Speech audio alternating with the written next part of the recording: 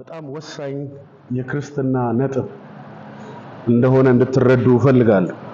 ይህ የእግዚአብሔር ሐሳብ የሚለው ትምህርታችን በጣም ወሳኝ ነጥብ ነው። ወገኖቼ ሆይ በህይወታችሁ ውስጥ ልታዳብሩት የሚገባ የህይወት ስርዓት ነው። ይህ የእግዚአብሔር ሐሳብን የመረዳት የህይወት ስርዓት ዛሬ በተለይ በጣም ጠንከር አድርገን የምናየው እዚህ ላይ ነው። ምን ያህል አስፈላጊ ነው የእግዚአብሔር ሐሳብ በእኔና በእናንተ ህይወት ውስጥ ምን ያህል አስፈላጊ ነው። ወገኖቼ ሆይ የትኛውም አይነት ጸሎት በሉት፣ የተለያዩ የህይወት ጉዳያችሁ በሉት፣ የእግዚአብሔርን ሐሳብ እስካልተረዳችሁ ድረስ ቫልዩ የላችሁ። እንደዚህ እስቲ ላስረዳችሁ። አንድ አውሮፕላን ወይንም ደግሞ አንድ መርከብ በቂ የነዳጅ መጠን ይዞ በቂ ተሳፋሪዎች ይዞ ገንዘብ ተከፍሎበት ነገር ግን ያ መርከብ ወይም ደግሞ ያ የአየር አውሮፕላን ኮምፓስ ከሌለው አቅጣጫ ጠቋሚ ከሌለው ያለው ነገር ሁሉ ከንቱ ነው።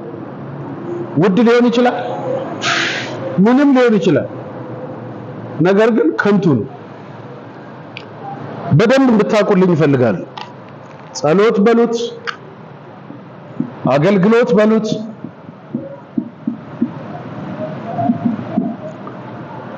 ስራ በሉት፣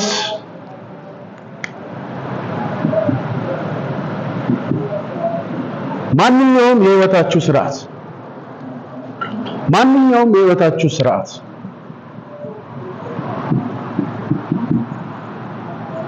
ማንኛውም የህይወታችሁ የህይወት ስርዓት ከእግዚአብሔር ሐሳብ ውጪ ከሆነ ምንም አይነት ውጤት ሊያመጣ አይችልም።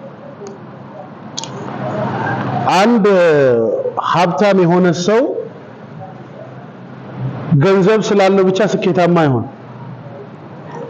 ያ ገንዘብ አዋጭ የሆነ ቢዝነስ ላይ ኢንቨስት መደረግ አለበት፣ በሚያዋጣ ነገር ላይ። ያ ገንዘብ 5 ሚሊዮን ብር ከሆነ ሌላ 5 ሚሊዮን ብር በሚወልድ አዋጭ ቢዝነስ ላይ ኢንቨስት ካልተደረገ ገንዘብ ብቻውን ሀብት ሆኖ አያውቅም።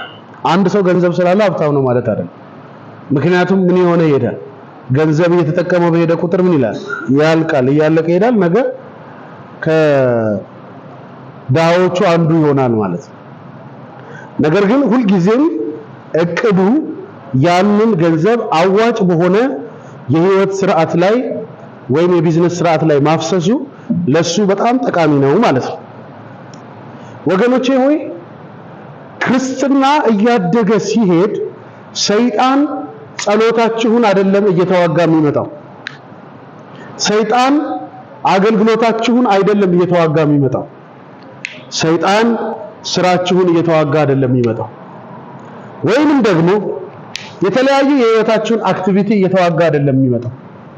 ሰይጣን በትልቁ ሚስ እንድታደርጉ የሚፈልገው ነጥብ የእግዚአብሔር ሐሳብ የሚባለውን ህይወት ነው። በደንብ እንድትረዱልኝ እፈልጋለሁ። ዛሬ እየተማርን ውስጣዊው የመንፈስ ቅዱስ ማንነታችን አዲሱ ሰው በጌታ በኢየሱስ ክርስቶስ ከመንፈስ ቅዱስ በሚለቀቅለት የቃል ዕውቀት እየበረታ ይሄዳል። ለምትወስዱ ለእናንተ ነው ጸልያለሁ። ውስጣችሁ የእግዚአብሔርን ሐሳብ እየተረዳ ንቁ የሆነ መሄድ ይጀምር ዘንድ እግዚአብሔር በመንፈሱ ዕውቀት ያነቃቸዋል። በጣም ወሳኙ ነገር ነው። ሰይጣን ረቂቅ ወደሆነ መንገዱ እናንተ መንፈሳዊ ነገራችሁ ሲያድግ ሲጨምር፣ ለጸሎት ያላችሁን ነገር ሲረዳ፣ ለአገልግሎት ያላችሁን ነገር ሲረዳ፣ ስራችሁን የትኛውንም የህይወታችሁን አካሄድ ከእግዚአብሔር ጋር ለማድረግ እያሰባችሁ እንደሆነ ሲረዳ እንዳትጸልዩ ከማድረግ ይልቅ የእግዚአብሔር ሐሳብ በሌለበት ጉዳይ ላይ ጊዜ እንድትወስዱ ይፈልጋል። እዛ ላይ ጊዜ እንድታጠፉ ይፈልጋል። ብዙ ሰዎች ያገለግላሉ፣ ነገር ግን የእግዚአብሔርን ሐሳብ አይደለም የሚያገለግሉት። ስለዚህ ሰይጣን አገልግሎትን ወደ መቃወም እያደገ የሚመጣ እንዳይመስልህ። እያገለገልክ ሐሳቡን ሚስ እንድታደርግ ነው የሚፈልገው። እየጸለይክ የራስህን ጸሎት እንድትጸልይ ነው የሚፈልገው። ለዛ ነው ባለፉት ጊዜያት ስንማር መንፈስ እንዴት እንደምንጸልይ ስለማናውቅ ስለማንችል መንፈስ ሊነገር በማይችል መቃተት ስለኛ ምን ይላል አለ ይማል። ምክንያቱ ሲል መጽሐፍ ቅዱስ የእግዚአብሔርን ጥልቅ ነገር እንኳን ምን ይላል አለ ይመረምራል። መንፈስ ኦ ኢየሱስ ጌታ አሜን ናችሁ ወይ? እንዴት አይነት ቃል ነው! መንፈስ ይሄ የእግዚአብሔር መንፈስ የእግዚአብሔርን ምን ጥልቅ ነገር በፐርፌክት ዊል አንድ መጽሐፍ ነግሬያቸዋለሁኝ። ዳግ ሃዋርድ የሚባል አንድ ሰው የጻፈው መጽሐፍ ነው። ምን ይላል? የእግዚአብሔርን ፍጹም ፈቃድ እንዴት ማወቅ ትችላለህ ይላል። እና ሲጽፍ መጽሐፉ ላይ ምን አለ? ሁለት ሰዎችን በንጽጽር ያስቀምጣል። አንደኛው ይስሐቅ ነው፣ ባለፈውም ስንመለከተው ነበረ። ሁለተኛው ማን ነው? እስማኤል ነው። እና እዛ ላይ ሲያስቀምጥ ሁለቱን በሚገርም ሁኔታ ነው የሚያስቀምጣቸው። ምን ይላቸዋል? ይስሐቅ የእግዚአብሔር ፍጹም ፈቃድ ነው ይላል። በጣም የሚያስገርም ነው። እስማኤል ግን የእግዚአብሔር ፈቃድ ነው አለ። ይስሐቅ የእግዚአብሔር ምንድን ነው? ፍጹም ፈቃድ። ዳት መንፈስ የእግዚአብሔርን ምን ጥልቅ ነገር ዲፕ በጌታ በኢየሱስ አቤቱ እግዚአብሔር አባት ሆይ በጉባኤያችን ላይ ይህ መንፈስ እንዲፈስ ጸልያለሁ። ይህ ዕውቀት የሚያፈስብን የሚያነቃን ቅዱሱ መንፈስ ይህን ድምፅ በሚሰሙ ሁሉ ላይ በጌታ በኢየሱስ ክርስቶስ ስም እንዲንቀሳቀስ ጸልያለሁ። እናንተ ሰዎች የእግዚአብሔር ምን አለ? ፍጹም ፈቃድ፣ ፍጹም እንከን የለሽ ፈቃድ።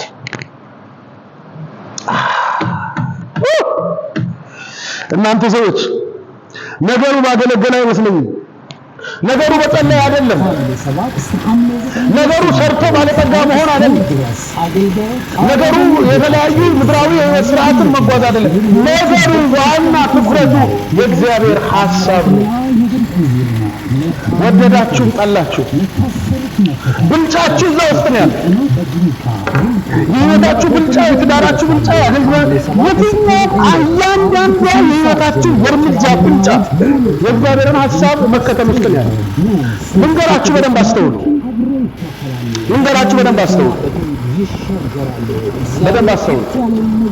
ይህ ማለት ወደ ሌላ አቅጣጫ ውሰዱት ማለት አይደለም።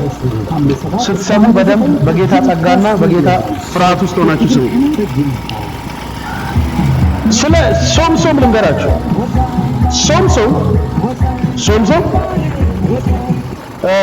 ሶምሶን ነው ሳምሶን? ሶምሶን ነው የሚለው መጽሐፍ ቅዱስ። እሺ ከሁለት አንድ ነገር ይላል መጽሐፍ ቅዱስ።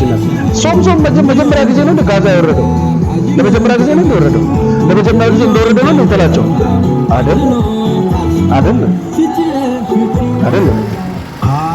ሳምሶን ጋዛ ይሄድ ነበረ፣ እየደጋገመ ይሄድ ነበረ። እየደጋገመ ይሄድ ሲመለስ ከሱ ጋር የሆነ ኃይል አለ።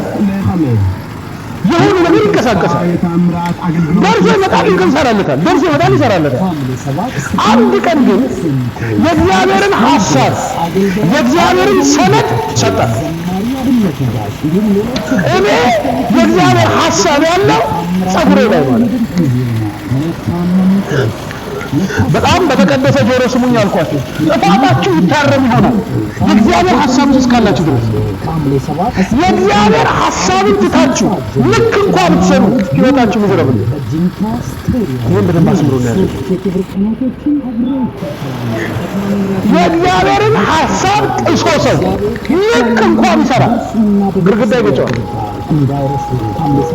የብስጭት፣ የሐዘን፣ ከነገ ዛሬ የጥፋት ስሜት የተሰማው የመውደቅ፣ የመሞት፣ የፍርሃት ስሜት የተሰማው ይሮጥ። በደንብ አስተውሉ።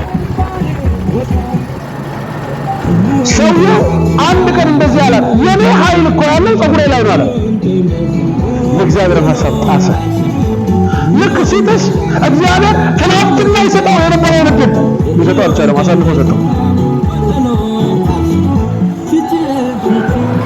በቃ ፕሮቴክት ሊያደርጋቸው ትናንት እኮ መተላለፉን ትገለታል። ዛሬ ግን መተላለፉን እንዴት ይተውናል? ሐሳቡን ትቷል፣ መልሷል። ሳምሶን በራሱ ብቁ ወደ መሆን መምጣት ጀመረ። የእግዚአብሔርን ሐሳብ ትቶ በዘመናቸው ውስጥ ልባርካቸው መውደቅ መነሳትን አይደለም፣ የእግዚአብሔርን ሐሳብ ከመጣል እግዚአብሔር ዘመናችሁን ይጠብቅ። በየትኛውም ሲቹዌሽን ብትደክሙ ብትበረቱ፣ መጸለይ ብትችሉ ባትችሉ፣ ማገልገል ብትችሉ ባትችሉ፣ ወደ እግዚአብሔር ቤት መምጣት ቢያቅታችሁ ባያቅታችሁ፣ ባላችሁበት የትኛውም የከፍታ የዝቅታ የሙጥኝ የምትሉት የእግዚአብሔርን ሐሳብ የምትጣበቁበትን ኃይል እግዚአብሔር ዛሬ ያብዛላችሁ። አየለዛ ነው ያ አንበሳ የነበረውን ሰውዬ በቆሎ እያስፈጩት በአህያ መንጋጋ 1000 የሚመጣ የአንበሳ ደበል ሲመጣበት እንደ ፍየል የሚገለጣጠል ሰውዬ አሁን በቆሎ ማስፈጨት ጀመረ፣ ስንዴ ማስፈጨት ጀመረ። አንድ ቀን ግን ገባው፣ አሃ የእነዚህ ሰዎች መሳቂያ የሆንኩት ለካ የእግዚአብሔርን ሐሳብ ጥዬ፣ የእነዚህ ሰዎች መቀለጃ የሆንኩት ጭራሽ ምን አደረጉ? በልተው ጠጥተው መዝናኛ ሲፈልጉ የከበረ እግዚአብሔር ሐሳብ የነበረበትን ሰው ኢንቫይት አደረጉት። እንቀልድበት እስኪ እኔ ነገርኳችሁ። የትም የዓለም ጫፍ ላይ ድረሱ፣ ሐሳቡን ከጣላችሁ ሐሳቡን ከጣላችሁ ምንም ድምቀት የላችሁ። እየዘመራችሁ የሚሰማችሁ የለም፣ እየሰበካችሁ የሚሰማችሁ የለም፣ ውድ ለብሳችሁ ውድ ሽቶ ተቀብታችሁ የሚሰማችሁ የለም።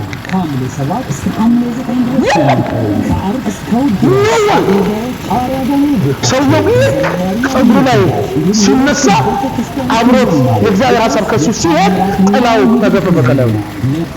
ያ ሞገስ አንብርቱ ይዞ ዛሬ የማንም ፍልስጤማዊ መጫወቻ ሆነ። ትንሹም ትልቁም መጫወቻ።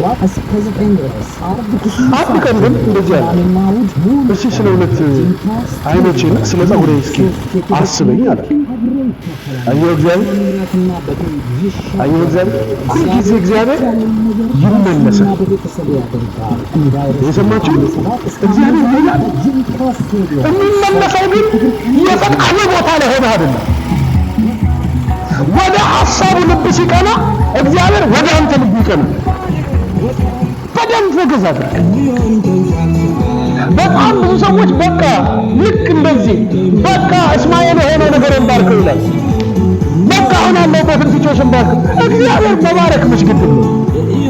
ነገር ግን ይህ መከናወን የማሸነፍ ስርዓት ፍጹም እንዲሆን ስለሚፈልግ ነው እግዚአብሔር ሐሳብን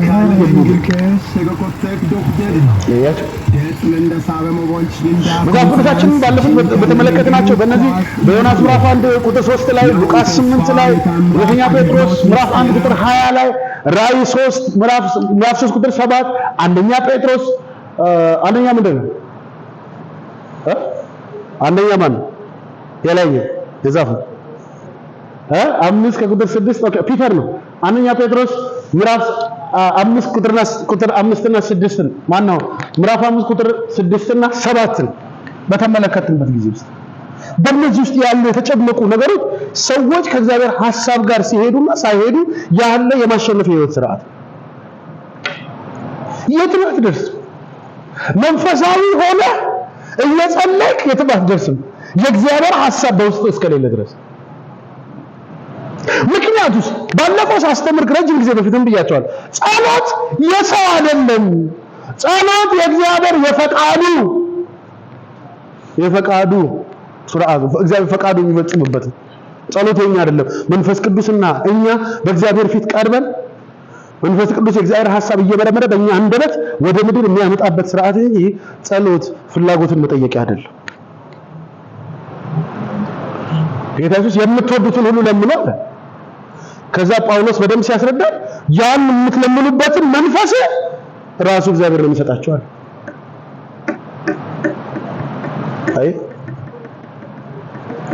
የብዙዎቻችን ወዝ የሚጠፋው ከእግዚአብሔር ሐሳብ ስንወጣ እንጂ ስናጠፋ አይደል። እስኪ እዚህ ቤት ውስጥ ሳያጠፋ የኖረ ምንም ሳያጠፋ የኖረ ሰው ምንም ሳታጠፋ የኖራችሁ ሰዎች አላችሁ? እዚህ ቸርች ሐውልት እንሰራላችኋለን። ቆንጆ ሐውልት እንሰራለን። ፕሮግራም ሲያልቅ ከእግዚአብሔር ቀጥሎ እናንተን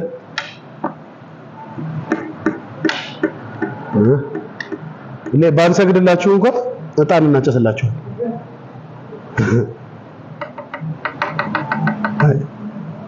ሰዎችን ጥፋት ከእግዚአብሔር መንገድ አስኮብሏቸው አያውቅም። ሰው ሊትራሊ የእግዚአብሔርን ሐሳብ ከህይወቱ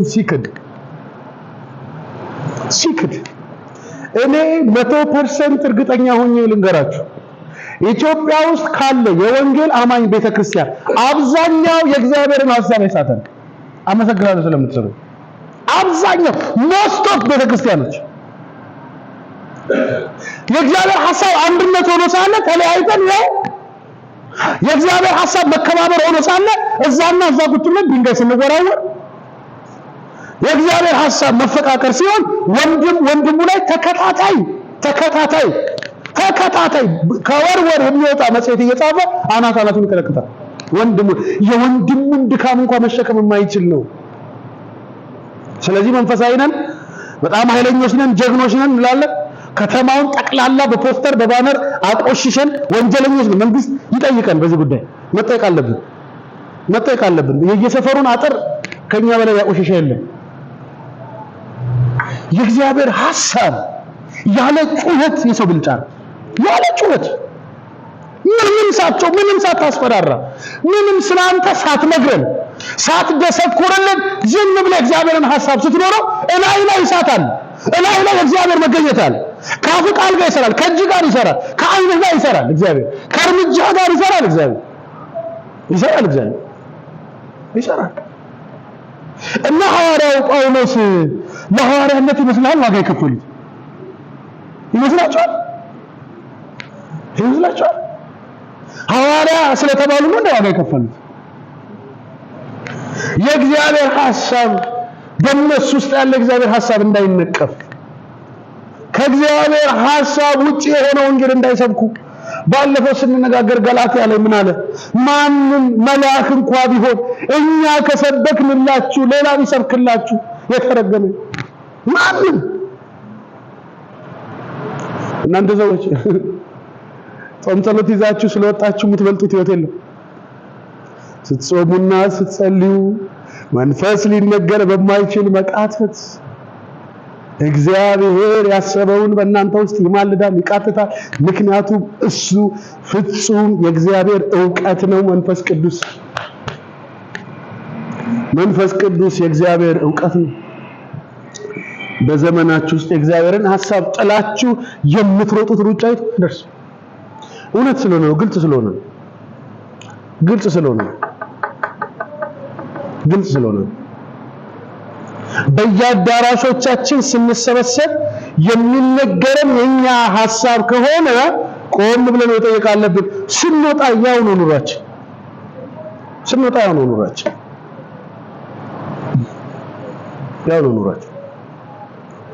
እስቲ እግዚአብሔር ያሳየ። እስማኤል የተባለው ሰው የኖረው ኑሮና ይስሐቅ የተባለው ሰው የኖረው ኑሮ አንድ ይመስላል? መጽሐፍ ቅዱስ ሲናገር እሱም ጸበኛ ነው አለ፣ ሌሎችም ይመጣሉ አለ፣ ይተናኮሉታል፣ እሱም አያርፍም፣ እሱም ይዋጋል፣ እነሱም ይወጉታል። አይታውቱም። አልሰማችሁኝ? ለእርቅ የተሰጠ አይደለም። የእስማኤል በጌታ በኢየሱስ ባትበሉ አይቀርም። እስቲ ጥያቄ ጠይቃችሁ ቁርስ በልታችሁ ወዲያው ሽንት ቤት ሄዳችሁ ቮሚት የሚያደርግ ከሆነ ምሳ በልት ምን ለምን ትበላላችሁ? የሰማችሁ ነው። በጣም ውድ ልብስ ገዝታችሁ ልክ ስትለብሱት ሰውነታችሁ እንደዚህ ያሳከካችሁ ከሆነ ለምን ትለብሱታላችሁ?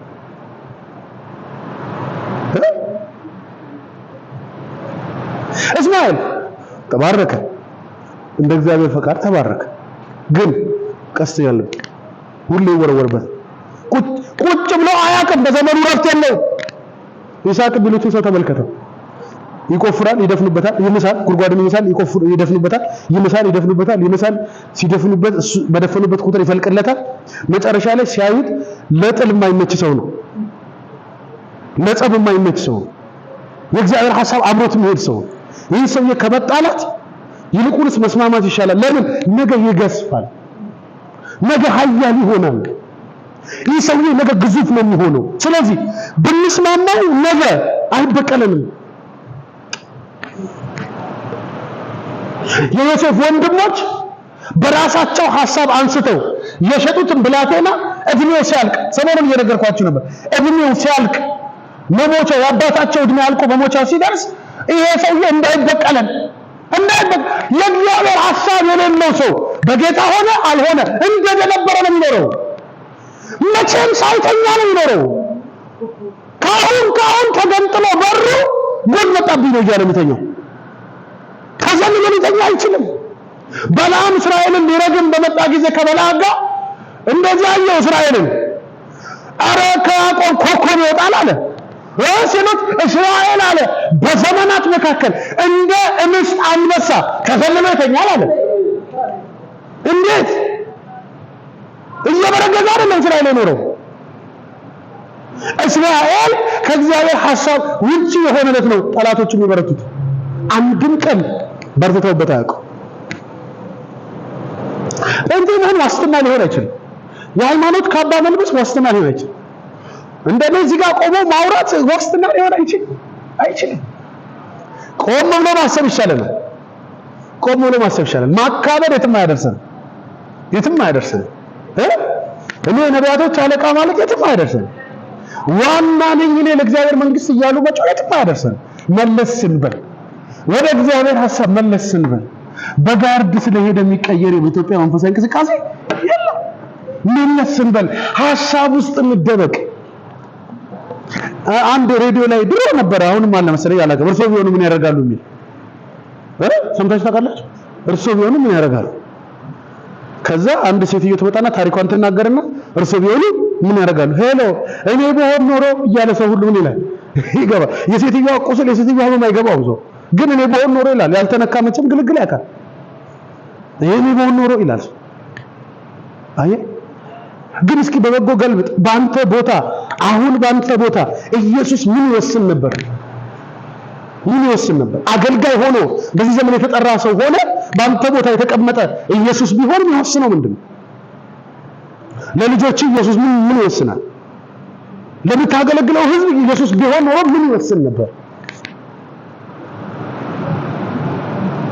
ባካችሁ ከዘፍጥረት እስከ ራዕይ እንደ ጀግና የምናነሳቸው አባቶቻችን የምንሰብካቸው እነ አብርሃም እነ ያዕቆብ እነ ይስሐቅ እነ ምናምን እያለን የምንሰብካቸው ሰዎች ለክብራቸው ሳይሆን ለሐሳቡ ሲሉ ባሪያ ሆነዋል።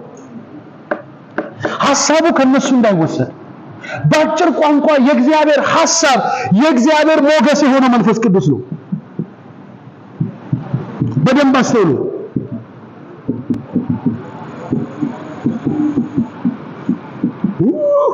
የእግዚአብሔር ሞገስ የሆነው መንፈስ ቅዱስ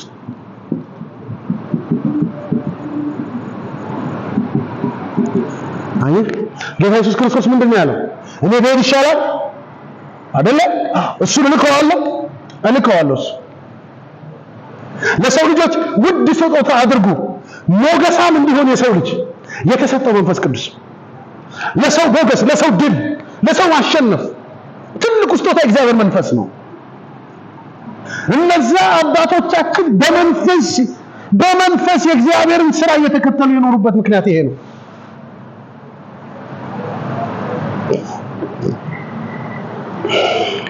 ጥፋትና ልክነትን አታስቡ። አያችሁ፣ አንዳንድ ሰው ምን ሆነ አመመህ ስትሉት አስራት ስላልከፈልኩ ይላል። ሰማችሁ? ምን ሆነ አመመህ ስትሉት የዘር እርግማን ነው ይላል።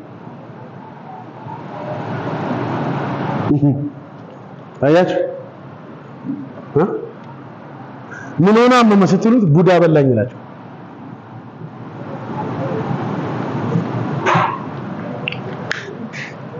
ቡዳ በላኝ አንድም ቀን አንድም ቀን ለሚደርስበት ነገር ሁሉ አሳልፎ የሚሰጥ እግዚአብሔር እንዳለ እንጂ የሚያስበው አእምሮ የእግዚአብሔር ሐሳብ ተረድቶ በእግዚአብሔር ፍቅርና ጥላ ውስጥ ለመኖር አያስብም። የሚደርስብህ ሁሉ የሚደርስብህ ጥፋተኛ ስለሆንክ ይመስላል። በጥፋትህማ እጅ በእጅ የሚቀጣህ ቢሆን ኖሮ ማን ነው እዚህ ቤት የሚሰበሰበው? እኔ በጣም ልንገራችሁ፣ ደህና ናችሁ አይደለ? አዎ እኔ በጣም ነው የምወዳችሁ፣ ግን እውነቱን ማወቅ ስላለብን በጣም እውነቱን ማወቅ አለብን። ለእግዚአብሔር ልለይ ቢል ሰው በእግዚአብሔር ልክ እግዚአብሔር በሚወደው ልክ መለየት የሚችል ሰው አለ? በጣም ቱ ኤክስትሪም ይሄዱና የእግዚአብሔርን ሆሊነስ፣ የእግዚአብሔርን ቅድስና፣ የእግዚአብሔርን ንጹህነት ተመልከቱ። ለእግዚአብሔር ኖርኩለት ልትል የምትችልበት የትኛው ንጽህና ነው? እግዚአብሔርን አስብ ነው ያልኩህ። የእግዚአብሔርን የህይወት ታሪክ ተመልከትና አንተ ልታስደስተው የምትችል እግዚአብሔር የለም። አመሰግናለሁ። መጽሐፉ ምን እንዳለ ታውቃለህ? በሱ ደስ የሚለኝ ሁለት ጊዜ ሄደም ሲጠመቅና በተራራው ወጣ። በሱ ደስ የሚለኝ የምወደው ልጅ እሱ እና እሱን ስሙት። አሁን በኢየሱስ ውስጥ መደበቅ ነው ንጽህና። እግዚአብሔር ኢየሱስን ሲያይ ፐርፌክት ፍጹም ሰው ፍጹም አምላክ ስለ ሰው ልጆች ራሱን አሳልፎ የሰጠ ቤዛ ከኃጢአት በስተቀር የተፈተነ ምንም ያልተገኘበት ኃጢአት ያልተገኘበት፣ ሌላውን ግን እንደ ሰው ልጅ ለኛ ሲል ዋጋ ይከፈል። ኢየሱስ ክርስቶስ የእግዚአብሔር ምንድነው? ሐሳብ ነው።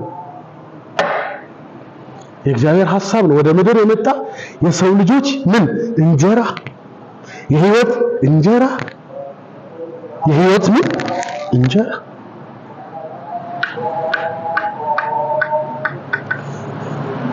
የምንጋልብ ሰዎች፣ ወደፊት የምንሮጥ ሰዎች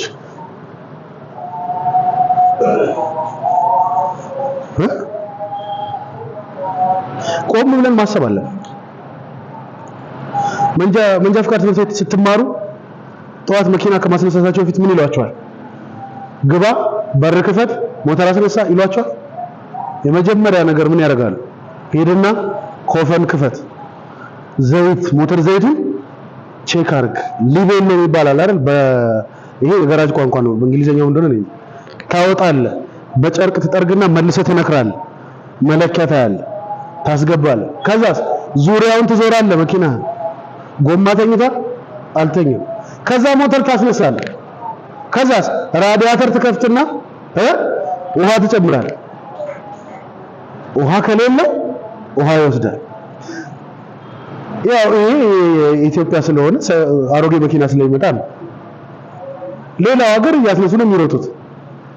መንፈሳዊ ህይወት ላይ ግን የኢትዮጵያው ፕሪንሲፕል ወሳኝ ጉዳይ ነው።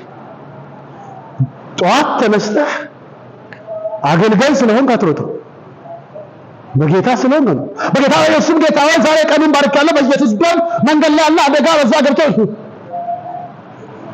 እኛ እኮ ነው ንግስ ነው ህይወት ላይ እኛ ብቻ ነን እኮ እኛ ብቻ። ምናልባት ዛሬ ለፓስተራችሁ ጸልዩ ሊላችሁ ይችላል፣ አታውቁም። ግን ምን አገባችሁ እናንተ? ጠዋት ተነሱ፣ ጌታ ሆይ ስራ ይባርክ ነው ወይም ልጆቼን በደም ሸፍናቸው ትምህርት ቤት በዛ ግን አለቀ። ቁርስ በልቶ እግዚአብሔር ይጠብቃል። እግዚአብሔር መቼም እንደ ቃልቻ አይደለም። አፉ እንደዚህ አጣሙ አስተምረን እግዚአብሔር ጠንቋይ ቤት የሚሄድ ሰውዬ እኮ ደህና የነበረ ሰውዬ እግሩ እንደዚህ ብሎ በሳምንቱ የምታየው አጉድለብኛል ብሎ ነው። እግዚአብሔር ደግሞ አጉድለብኛል አይደለም ሞኖ ነው። እግዚአብሔር ምን ይጎልበታል?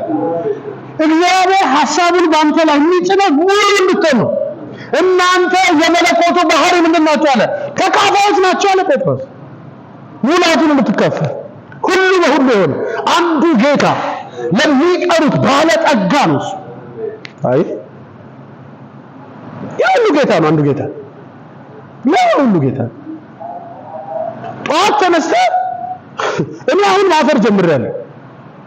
እዚህ እንኳን ስጸልይ ምን ያህል ስንቶቻችሁ እንደምታታዘቡኝ አላውቅም። ምን አይነት ጸሎት እንደቀየርኩኝ ስንቶቻችሁ በጣም ጸሎት የቀነስኩበት ጊዜ ነው። ያ ማለት አልጸልም ማለት አይደለም። ግን ይሄ ለምሳሌ ጌታ ሆይ እንድታስተምረን መንፈስን ስጠን ምናምን ቀረኩ። አሁን እዚህ እንፈቅድልሃለን። እሱማ እንዴ ሊያስተምረን አይደል እንዴ? ሊያስተምረን አይደል እዚህ ሰበሰበን። አሁን አየህ ትልቁ ኮሽን ምንድነው ማለት ነው? እንፈቅድልሃለን። አየህ ጉባኤ ላይ መተህ መንፈስ ቅዱስ ና መንፈስ ቅዱስ ና መንፈስ ቅዱስ ከየት እንዴ? ይልቁንስ እንደዚህ በለው እፈቅድልሃል። ራስህን አምጣለት እንጂ እሱን ከየት ትጠራዋለህ? ስለጠራኸው አይመጣም። እሱ በነገራችን ላይ መንፈስ ቅዱስ ተጠርቶ አልመጣም፣ ተልኮ ነው የመጣው። ስለጠራኸው አይመጣም፣ ስለላከው ነው የመጣው። በሰው ልጆች ውስጥ ያደረው እኔ ሄዳለሁ እሱን እልክላቸዋለሁ አይደል? አየህ፣ ስለዚህ ሲጸለዩ እያለ የመጣው የእግዚአብሔር መልእክት የእግዚአብሔር ሐሳብ ስለሆነ በደንብ አስቡ። እግዚአብሔር ይጠብቃል። ብዙዎቻችንን እግዚአብሔር ዝም ያለን ትቶን የሄደ መስሏችሁ ከሆነ አይደለም። ሐሳቡን እስክንረዳ ድረስ እየጠበቀ ነው እግዚአብሔር። እየጠበቀ ነው እግዚአብሔር። እየጠበቀ ነው። የኔ ተራ መቼ ይሆን ይላል። ልጄ መቼ ነው እኔን የምትሰማኝ ይላል። መቼ ነው ልጄ የኔን ሐሳብ የሚጸልይ ይላል። ወይቲንግ ይጠብቃቸዋል። መቼ ነው እኔን የምትጸልይልኝ? መቼ ነው እኔን አጀንዳ የምትነካው? አይ አገልጋዮችን ዝም ይለናል። መቼ ነው እኔን አጀንዳ የሚያገለግሉት? መቼ ነው የሚያወሩት? እስከ መቼ ነው ለነሱ አጀንዳ፣ ለነሱ ኪስ፣ ለነሱ ጉዳይ የሚሆነውን ነገር የሚያወሩት ይላል እግዚአብሔር። ይጠብቃል እግዚአብሔር። ይጠብቃል።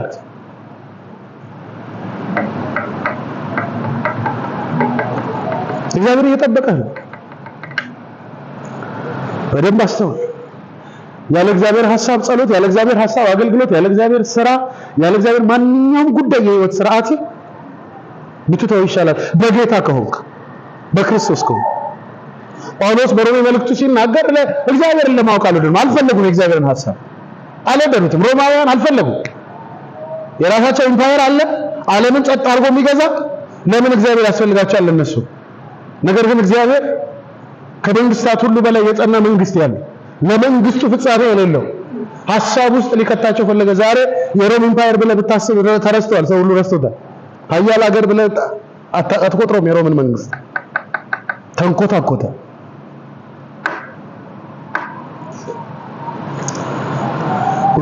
ቢሳካልህ ብትበልጥ እግዚአብሔር ደስተኛ ነው።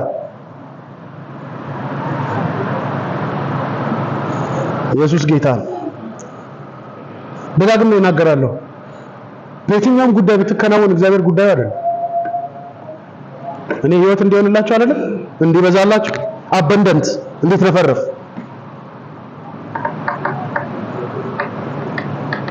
በጣም ብዙ አማኝ እግዚአብሔር በደለኝ፣ እግዚአብሔር አሳዘነኝ፣ እንደዚህ ሆኖ እሰይ ይበለኝ፣ እዚህ ጋር ሌላ አልጨምርላችሁ ኃጢአቴ ነው ይላል።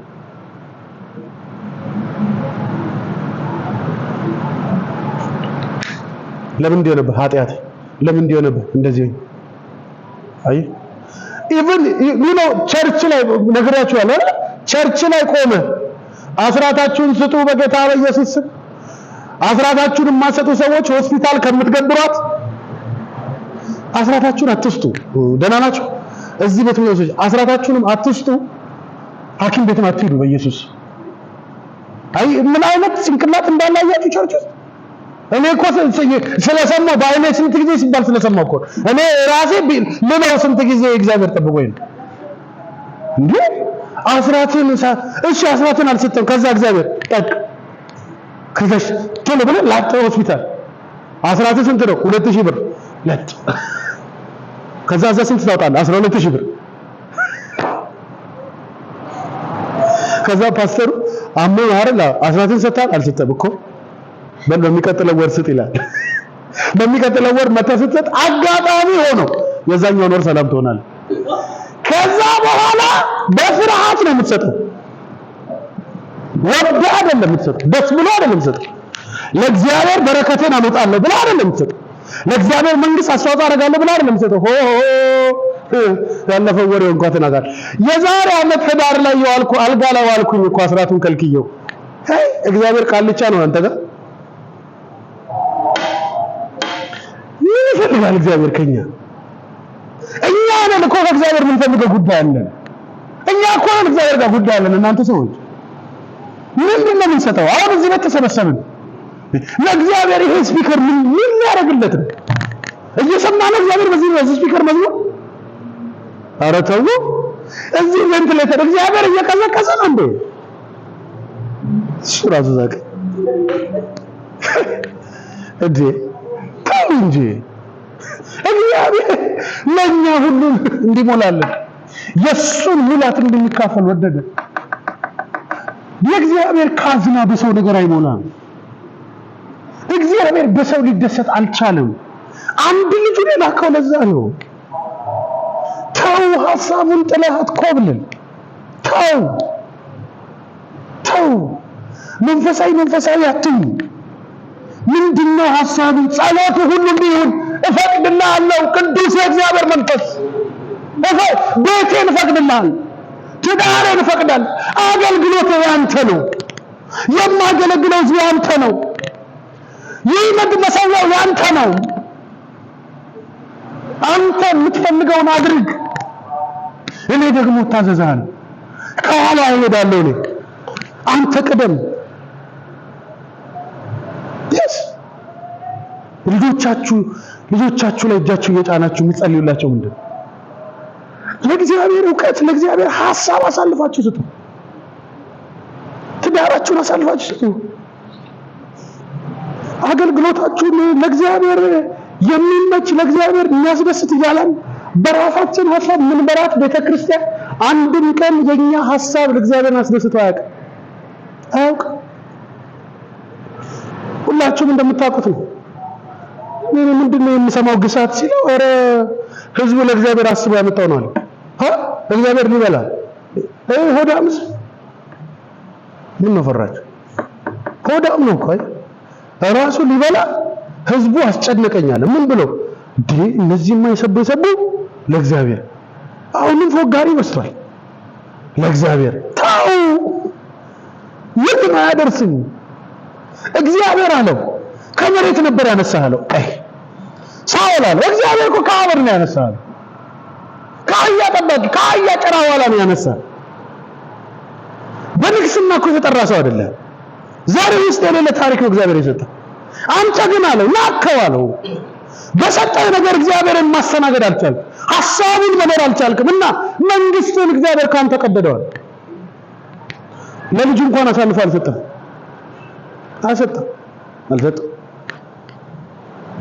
ደራናችሁ እግዚአብሔር በሰጣችሁ ገንዘብ የእግዚአብሔርን ሐሳብ ኑሩ እግዚአብሔር በሰጣችሁ ሞገስ በህዝብ ፊት ባላችሁ ተቀባይነት የእግዚአብሔርን ሐሳብ ኑሩ እግዚአብሔር በሰጠላችሁ ቤት እግዚአብሔርን ሐሳብ ኑሩ እግዚአብሔር በሰጣችሁ እድሜ የእግዚአብሔርን ሐሳብ ኑሩት እሱ ብልጫችሁ ነው እኔ ልንገራችሁ ጸሎት አቁማችሁ እግዚአብሔር ሆይ ዘመኔን እፈቅድልሃለሁ እያላችሁ በየቀኑ ብትጸልዩ እንደናንተ ቢያሸንፍ የለም ወጋው በለበጥኩ ከእንትን የምትነሳ